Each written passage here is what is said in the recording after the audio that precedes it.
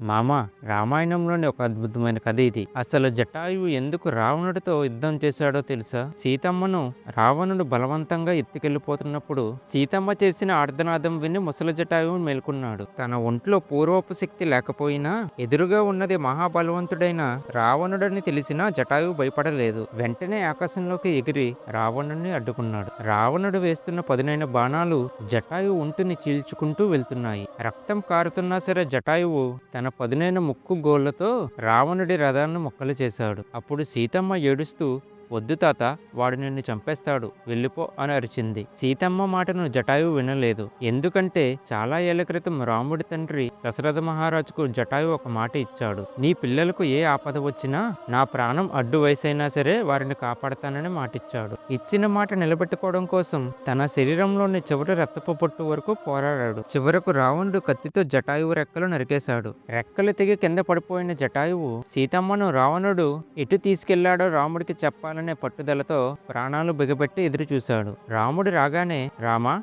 నీ సీతను కాపాడలేకపోయాను" అని బాధతో చెబుతూ రాముడి ఒడిలోనే కన్నుమూశాడు. జటాయువు చేసిన ఈ త్యాగానికి రాముడు ఎంతో బాధపడ్డాడు. తన తండ్రికి చేసినట్లే రాముడు స్వయంగా జటాయువుకు అంత్యక్రియలు చేశాడు. ఈ వీడియో చూసిన ప్రతి ఒక్కరూ జై శ్రీరామ్ అని కామెంట్ చేసి లైక్ అండ్ సబ్స్క్రైబ్ చేసుకోండి.